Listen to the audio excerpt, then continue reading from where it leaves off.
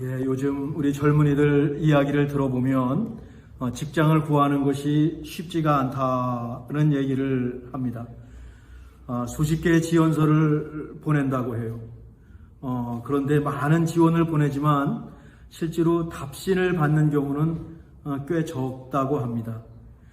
지원서를 잘 받았다라는 답신만 받아도 꽤 친절한 편이고, 또 혹시 안 되더라도 안타깝게도 우리 회사에는 자리가 없다는 이메일이라도 온다면 아주 친절한 회사라는 것이죠.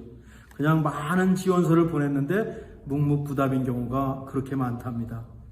또 인터뷰를 하자고 날짜를 잡으면 이것만 해도 기쁜 소식이요 복음입니다. 한 걸음 훌쩍 앞으로 나간 것이고, 그렇게 어렵게 잡는 것이니까 경쟁이 많이 치열합니다. 워낙 비슷비슷한 경쟁자들이 많아서 웬만한 회사에서는 자기 입맛에 딱 맞는 지원자를 고르고 싶어 해서 이런 일이 생기는 것 같습니다. 정말 정성껏 자기소개서를 썼습니다. 또 필요한 자료들을 다 첨부해서 보냈습니다. 그런데 자기가 보낸 지원서가 읽지도 않고 버려진다면 정말 힘들 것 같습니다. 마치 자신이 버려지는 것 같은 느낌도 들고, 때로는 나 같은 사람을 안 뽑는단 말이야, 어디 두고 보자 라고 하는 오기도 생기고, 괜찮아, 또 시작하면 되지, 또 정말 7전8기의 마음도 생길 것 같습니다. 세상에 쉬운 것이 없습니다. 그러니 우리 젊은이들의 삶이 얼마나 힘들까. 길을 찾고 세상에서 열심히 살아가는 우리 젊은이들을 격려하고 기도로 함께 해야겠습니다. 또 우리 권사님들은 우리 자녀들의 삶이 그렇습니다. 그러니 그 자녀들을 격려하고 그 자녀들을 위해서 기도로 함께 해 주셔야겠습니다. 하나님께서 여러분을 위한 하나의 잡을 예비해 놓으셨음을 믿고, 내가 할 일을 하나님이 예비해 놓으셨다는 사실을 믿고 다시 시작하고 꿋꿋하게 견뎌내면서 여러분의 인생길을 개척해 나가기를 격려하고 또 기도해 드리겠습니다. 누군가에게 또는 어떤 일에 버림을 받았다, 또 어떤 것에서 내가 탈락했다라는 것은 쉽지 않은 경험입니다. 그냥 심호흡 한번 쭉 하면서 견디지만 자존심에 상처가 생깁니다. 또 자신감이 떨어지는 것도 사실이고, 그러다 보면 의기소침해지죠. 우리가 살펴보는 수로보니게 여인도 마찬가지였을 것 같습니다. 딸이 흉악한 귀신에 들렸습니다. 그런데 귀신을 쫓아내신다는 예수님이 자기 동네에 오셨습니다. 주 다윗의 자손이요 나를 불쌍히 여기소서라고, 이 완벽한 고백입니다. 정말 완벽한 고백입니다. 예수님께 나왔습니다. 이렇게 완벽히 고백하고 나오면 예수님이 자신을 불쌍히 여겨주실 줄 알았는데 예수님은 한마디도 하지 않으셨습니다.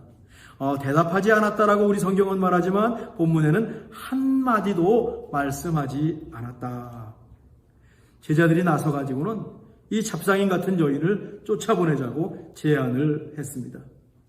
회사에 지원한 것으로 비유하면 여러분의 지원서 애플리케이션을 인사과 HR 직원들이 그 지원서를 담당 부서에 전달도 하지 않고 그냥 버리는 것과 비슷한 상황이 펼쳐지고 있습니다. 그리고 드디어 근데 예수님이 입을 여시죠. 근데 뭐라고 하시냐면, 자신은 이스라엘의 잃은 양만을 위해서 오셨다 라고 말씀을 하시는 겁니다. 그러니까 제자들의 말에 지금 예수님이 맞장구를 치고 계시는 거예요. 여인을 향한 완곡한 거절이죠. 나는 이스라엘의 잃은 양만을 위해서 오셨으니까 수로보니게 두로 시돈 너 출신은 내가 너를 위해서 오지 않았다는 뜻입니다. 예수님과 여인의 거리가 점점 더 멀어지고 있습니다. 여인은 뭔가 예수님의 말씀에 따라서 흘려서 떠내려가는 느낌을 받았을 것이고 버려지는 느낌을 받고 있습니다. 근데 그때 여인은 예수님께 바싹 다가섭니다. 예수님께 와가지고는 예수님 발 앞에 엎드립니다. 그리고 주여 저를 도우소서. 주님 저를 도우소서. Help me, 나를 도와주십시오 라고 간청하죠. 이거는요, 나를 불쌍히 여기소서라는 처음 기도가 그냥 일반적인 기도입니다. 이 여인이 배워서 드리는 기도입니다. 근데 지금 주여 저를 도와주소서 help me 하고 하는 이 기도는 마음 깊은 곳에서 우러나오는 진심인 것입니다. 정말 지푸락 하나라도 잡겠다고 하는 그 여인의 애절한 아주 구체적인 다급한 기도 속에 저를 도와주소서라고 하는 기도가 들어 있습니다.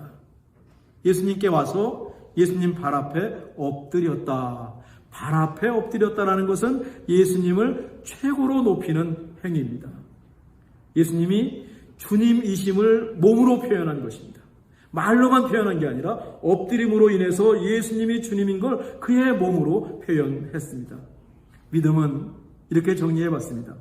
어떤 일이 생겨도 예수님을 떠나지 않고 예수님께 다가서는 것이라고 지난주에 정의를 해봤습니다. 또 믿음은 어떤 상황에서도 예수님을 주인, 어떤 상황에서도 예수님이 내 인생의 주인입니다. 주여라고 변함없이 고백하는 것이라고 배웠습니다. 주여 저를 도우소서. 지난 한 주간 우리가 여러 번 기도했던 지난 한 주간의 한 줄 기도입니다. 예수님께서 드디어 이 여인의 외침에 대답하십니다. 오늘 본문에서 예수님이 여인에게 대답하는 것은 이게 처음입니다. 여인을 향해서 대답하는 것은 처음인데 26절인데 제가 한번 읽어볼까요? 대답하여 이르시되 예수님께서 자녀의 떡을 취하여 개들에게 던짐이 마땅하지 아니하니라. 자녀의 떡을 취해서 개들에게 던지는 것이 옳지 않다. 여기서 자녀는 이스라엘 백성을 가리킵니다. 예수님께서 이스라엘의 잃은 양을 위해서 오셨다는 말씀과 똑같은 맥락이에요. 예수님은 그 예수님의 좌표에서, 예수님의 자리에서 조금도 지금 움직이지 않으십니다. 그 자리에 가만히 서서 말씀하고 계십니다. 다음 말이 문제죠.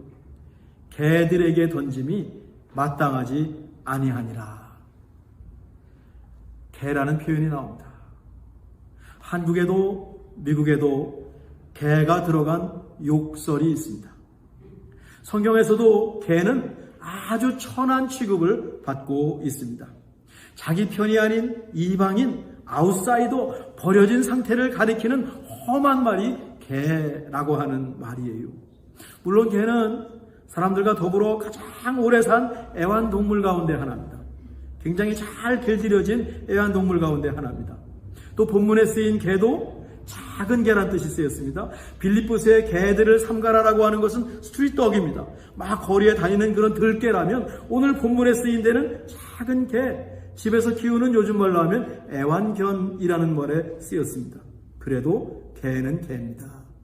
자녀가 개가 될 수 없고 개가 자녀가 될 수 없습니다. 애완견을 아끼고 가족으로 여기는 요즘 문화와 조금 다릅니다. 그때 당시로 들어가서 오늘 본문을 이해해야 될 것 같습니다. 자녀들의 떡을 취하여 개들에게 던짐이 마땅하지 아니하니라. 여인의 기도에 NO, 여인의 간청에 안 돼 라고 아주 크게 쐐기를 박으시는 거절입니다. 그것도 여인의 자존심을 아주 확 꺾어버리는 비난에 가까운 말씀을 하셨습니다. 본문을 읽으면서 가장 마음에 걸리는 대목이 여기 있습니다. 아무 대답도 하지 않으신 것, 이스라엘의 잃은 양을 위해서 오셨다는 말씀도 이상했는데 마지막 개들에게 던짐이 마땅하지 않다라고 하는 이 여인의 말씀은 예수님 좀 심했습니다. 예수님이라면 이 정도 얘기를 하시면 안 될 것 같습니다. 우리 예수님이시라면 예수님 앞에 엎드려서 주여 저를 도우소서라고 하는 그 수로보니게 여인을 개에 비유하셨으니 말입니다. 속된 말로 개 취급하셨다라는 겁니다. 누군가 여러분을 개에 비유한다면 여러분은 어떻게 하시겠습니까? 평생을 살면서 개라는 표현이 들어간 욕설을 언제 들어보셨습니까? 아마 군대에 있을 때 들어보지 않으셨을까요? 혹시라도 여러분이 험한 인생을 사셔서 이런 욕설을 들어가면서 험한 인생을 사셨다면 오늘 그때를 떠올리면서 지금 예수님이 수로보니게 여인에게 개라고 말한 것이 얼마나 심한 것인지 금세 느끼실 것 같습니다. 이런 이야기를 들으면 누구나 화를 냅니다. 참기 힘듭니다. 주먹 다툼을 할 수 있습니다. 수로보니게 여인은 어떻게 했습니까? 우리 27절인데 한번 읽어보실까요? 같이 읽읍시죠. 시작. 여자가 이르되 주여 올소이다마는 개들도 제 주인의 상에서 떨어지는 부스러기를 먹나이다 하니. 아이고, 주여 올소이다. 여전히 예수님을 주님이라고 부릅니다. 자신을 개라고 예수님은 불렀는데 이 여인은 예수님을 주님이라고 불러요. 올소이다. Yes, Lord. 맞습니다. 맞습니다. 그렇습니다. 자녀의 그 떡을 개들에게 줄 수는 없습니다. 개라는 치욕스러운 말을 듣고도 예수님께 반항하지 않습니다. 떠나지도 않습니다. 더욱더 예수님께 파고들고 있습니다. 개들도 제 주인의 상에서 떨어지는 부스러기를 먹나이다. 자신을 개하고 동일시하고 있습니다. 나를 예수님이 개라고 취급하셔도 괜찮습니다. 여기 쓰인 개 역시 작은 개 애완견을 가리켜요. 그때나 지금이나 개들은 주인의 상머리를 떠나지 않습니다. 다음 화면이 있을 것 같은데 애완견을 키우시는 분들 아시듯이 얼마나 불쌍한 표정을 하고 주인을 쳐다보는지요. 다음 화면도 있을 것 같은데 그리고 한 점 고기라도 던져주면 냉큼 받아 먹습니다. 이 여인은 지금 예수님 앞에서 자신을 주인 밥상머리의 개라고 인정하고 있습니다. 그러니 자녀들에게 줄 떡 가운데 부스럭이라도 던져주시길 지금 요청하고 있어요. 이 여인은요, 주인공이 될 생각이 하나도 없습니다. 주인의 상 아래 있는 개가 되어도 좋고 상에서 떨어지는 부스러기도 좋습니다. 다 내려놨습니다. 다 내려놨습니다. 수로보니게 출신 이 여인이 나사렛 출신 예수님을 찾아올 때부터 자존심은 다 내려놨는데 심지어는 내가 개 취급을 받아도 떨어지는 부스러기 하나만 나에게 주십시오. 이 여인이 여기까지 자신을 낮췄습니다. 그리고 여인은 한 가지만 생각합니다. 예수님께서 자신의 딸을 고쳐주시길, 예수님께서 자기를 도와주시길, 예수님께서 자신을 불쌍히 여겨주시길 간청하고 요 한 가지만 생각합니다. 그것만 바라고 구하는 구도자입니다. 믿음이라는 건 무엇입니까? 우리 그리스도인은 어떻게 삽니까? 여러 가지가 있지만 궁극적으로 한 가지만 바라보는 것, 예수님만 바라보고 나가는 것이 우리 구도자 그리스도인의 삶이죠. 한 길만 가고 한 길만 바라보는 것이 그리스도인의 길이요, 그리스도인의 시야입니다. 예수님께서 깜짝 놀랐을 거예요. 28절인데 우리 같이 읽어보실까요? 시작. 이에 예수께서 대답하여 이르시되 여자여 내 믿음이 크도다. 내 소원대로 되리라. 야, 이 정도로 낮추고 예수님을 찾고 구하는데 아무리 수로보니게 여인이라도 예수님께서 무시할 수가 없습니다. 이 정도로 간청하는 여인을 어떻게 거절하시겠어요? 개들이라도 주인의 상에서 떨어지는 부스러기를 먹는다는 수로보니게 여인의 말에 예수님의 마음이 활짝 열렸습니다. 거꾸로가 됐어요. 대부분 예수님이 찾아가시면 사람들의 마음이 열렸는데 오늘 본문에서는 이 수로보니게 여인의 말에 그 자리에 가만히 계시던 예수님의 마음이 활짝 열리고 말았습니다. 어디서 이런 믿음이 생겼을까? 야, 이 여인이 어디서 이런 믿음을 가졌을까? 수로보니게 이방 땅에 이런 여인이 살고 있었다니 예수님이 깜짝 놀라셨을 것입니다. 감동하셨을 것입니다. 여자여, 내 믿음이 크도다. 큰 믿음입니다. 큰 믿음이 있으면 작은 믿음도 있겠습니다. 흥미로운데 다음 주 마지막 시간에 조금 살펴보지요. 내 소원대로 되리라. 이 여인에게 진짜 복음이 임했습니다. 얼마나 기뻤을까요? 얼마나 기뻤을까요? 이 말을 듣고 여인은 펄떡 일어나서 펄쩍펄쩍 댄싱하고 춤을 추었을 것 같습니다. 아니, 너무도 마음이 조마조마했기 때문에, 마음을 졸이고 있었기 때문에 일어나지도 못하고 꿈인지 생시도 모르고 일어날 힘도 없어서 예수님 발 앞에 엎드린 채로 감사의 눈물을 흘렸을 것입니다. 예수님께서 아무 말도 하지 않으셨을 때 그냥 떠났다면 어쩔 뻔했습니까? 제자들이 잡상인 취급했을 때 기분 나쁘다고 일어서서 툴툴 털고 나갔다면, 예수님께서 자신은 이스라엘의 잃은 양을 찾으러 오셨다는 말씀을 들었을 때 포기했다면, 아니 예수님께서 자신을 개 취급하셨을 때 거기서 멈췄다면 여인에게 복음은 임하지 않았을 것입니다. 그냥 거기서 끝입니다. 그런데 이 여인은 모든 것을 참아냅니다. 그리고 예수님으로부터 여자여 내 믿음이 크도다, 내 소원대로 되리라는 말씀을 끌어냈습니다. 예수님은 그 자리에 있으셨고 여인이 게임 체인저가 된 사건입니다.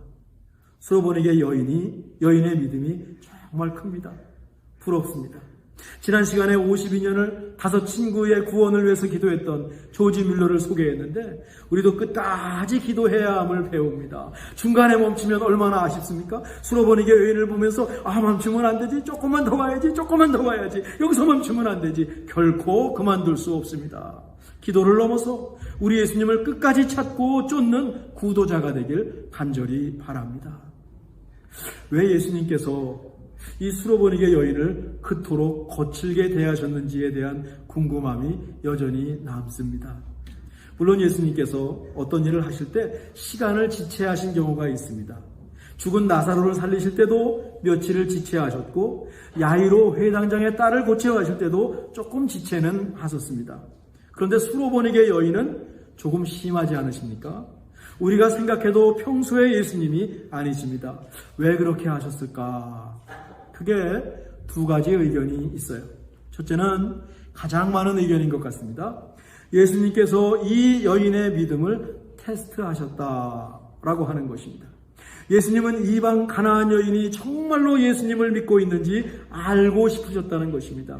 그러니 수로보니게 여인은 예수님의 테스트를 통과한 것이네요.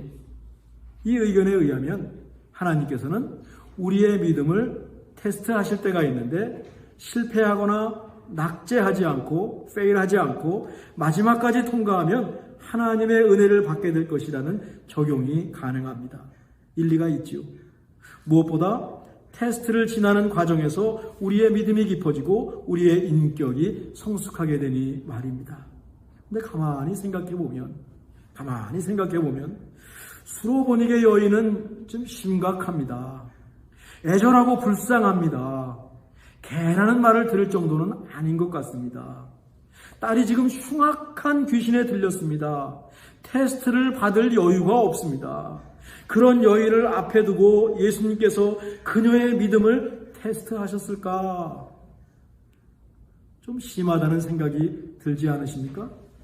그럼 테스트에 통과하지 못했으면 지원서를 쓰레기통에 넣는 인사부 직원처럼 이 여인을 정말 버리셨을까요? 물론 예수님께서는 이 여인이 테스트에 통과하실 것을 알았고, 우리를 비롯한 후대의 우리 그리스도인들이 이 여인의 믿음을 닮기를 바라면서 어쩌면 욥처럼 이 여인을 테스트하셨을 수도 있습니다. 그래도 개라고 하는 표현까지 쓰신 것은 심하다는 생각을 지울 수가 없습니다. 2번째 의견은 우리가 그동안 살펴본 맥락과 같습니다. 예수님은 두로와 시돈에 미추리 쉬러 가셨습니다. 그곳에서 복음을 전하실 생각이 없으셨던 것 같습니다. 실제로 예수님의 3년 공생에는 갈릴리와 예루살렘, 즉 이스라엘의 잃어버린 양에게 초점을 맞추셨습니다. 그런데 수로보니게 여인이 불쑥 찾아온 겁니다. 예수님은 쉬러 가신 휴가의 목적과 이스라엘의 양에게 복음을 전하기 위해 오셨다는 자신의 직무에 충실하고 자신의 자리를 굳게 지키고 계셨습니다. 자녀의 떡을 개들에게 줄 수 없다는 말도 같은 의미로 받아들일 수 있습니다. 물론 여인을 앞에 두고 개를 언급하신 것은 솔직히 마음에 들지 않습니다. 우리가 예수님을 주님이라고 믿고 예수님을 믿고 있지만 저는 성경에서 이 구절만큼은 예수님 심했다, 좀 다르게 얘기하면 안 되셨나라고 하는 아쉬움이 잔뜩 있는 구절 가운데 하나입니다. 근데 이 여인이 그걸 믿음으로 잘 승화했습니다. 잘 받아들였습니다. 개들도 주인의 상에서 떨어지는 부스러기를 먹는다. 이 말이 굉장히 중요합니다. 개들도 주인의 상에서 떨어지는 부스러기를 먹습니다. 이 말에 예수님께서 감동하셨을 것입니다. 수로보니게 여인이 여기까지 고백할 것을 기대하지 않으셨으니 여인의 말에 예수님 마음이 움직이고 예수님의 마음이 활짝 열린 것이죠. 수로보니게 여인은 예수님의 마음을 감동시키고 움직이는 믿음을 갖고 있었습니다. 내 믿음이 크도다. 칭찬을 받기에 충분합니다. 본문의 의도, 테스트하려고 했다는 목적보다 본문의 흐름을 그대로 따라서 해석한 경우인데 저는 이 의견이 더 좋습니다. 혹시 여러분 가운데 더 좋은 해석이 있는지요? 우리가 5번이나 수로보니게 여인에 대한 말씀을 읽었습니다. 이제 수로보니게 여인 아마 여러분 평생 동안 잊어버리지 않을 수도 있습니다. 3번째 해석이 있다면 이 3번째 해석은 여러분 각자에게 맡기고 싶습니다. 그만큼 이 수로보니게 여인에 대한 말씀은 여러 가지 생각을 하도록 만들어요. 오픈 퀘스천입니다. 끝이 열려 있습니다. 무엇보다 예수님의 말씀과 태도를 어떻게 봐야 할지 우리 각자의 생각이 다를 수도 있습니다. 청출어람, 저보다 더 훌륭한 해석도 기도하고 난 이렇게 생각합니다 목사님. 오늘 카톡방에 올려서 여러분의 해석도 함께 나누면 우리의 말씀이, 이 수로보니게에 대한 말씀이 더 풍성할 것 같습니다. 우리도 다급하고 중요한 기도 제목이 있습니다. 마음의 소원이 있습니다. 우리를 괴롭히는 문제를 해결하고 싶습니다. 그런 점에서 자신의 소원을 이루고 큰 믿음이라고 칭찬까지 받은 수로보니게 여인이 얼마나 부러운지요. 참 부럽습니다. 또 수로보니게 여인은 존경스럽습니다. 그의 믿음을 담고 싶습니다. 예수님에 대해서 다윗의 자손이라고 정확히 알고 있는 신앙적 소양, 예수님을 주로 고백하는 신앙, 발 앞에 엎드리는 겸손함, 예수님 앞에서 자신의 모든 것을 포기하고 무장해제하는 그 겸손, 항복, 개 취급을 하셔도 괜찮다고 자존심을 내려놓는 순종이 참 부럽습니다. 아니, 예수님의 마음을 감동시킨 그 믿음, 고백, 행동이 너무너무 부럽습니다. 이런 수로보니게 여인을 닮고 싶어요. 예수님을 찾고 예수님 앞에 나오는 수로보니게 여인의 믿음과 마음이 얼마나 귀한지 모릅니다. 정말 큰 믿음이죠. 여자여 내 믿음이 크도다. 우리 한 주간 하나님의 마음을 감동시킬 일이 없을까? 내가 어떻게 하면 하나님 마음을 감동시킬 수 없을까? 감히 하나님 마음을 감동시킬 수 있는 일은 없을까? 어떤 일이 있을까요? 여러분 각자의 자리에서 한번 생각해 보십시오. 내가 이 일을 하면 하나님 마음이 감동될 것 같은데, 하나님이 환한 미소로 나한테 응답하실 것 같은데, 그럴 만한 일을 여러분 각자의 자리에서 한두 가지만이라도 한번 찾아보십시오. 그리고 그 일을 하는 겁니다. 하나님 뭐라고 하실까요? 야, 내가 찾고 있던 내 백성이 바로 여기 있었네. 내가 찾고 있던 내 백성이 바로 찬빛교회 교인이었네. 하나님이 칭찬하시고 하나님이 탄성을 지르지 않겠습니까? 이런 것을 한번 눈앞에 상상하면서 다음 한 주간 신나게 한 주간 사십시다. 기도하겠습니다.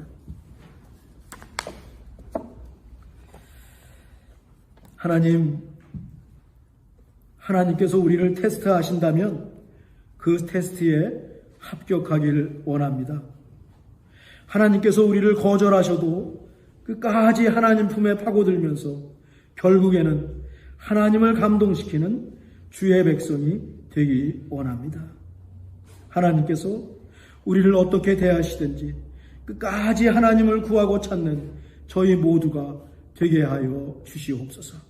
하나님, 다음 한 주 우리가 하는 한마디 말로 인해서, 한 가지 행동으로 인해서 하나님이 아주 기뻐하시고 탄성을 부르시고 우리와 함께 춤을 추실 수 있는 그 순간을 기대하면서, 그 순간을 눈에 그리면서 한 가지를 찾아보겠습니다. 하나님, 우리와 함께 하시고 우리가 신나는 댄싱 하시는 다음 한 주간 살게 도와 주옵소서. 예수님의 이름으로 기도하옵나이다. 아멘.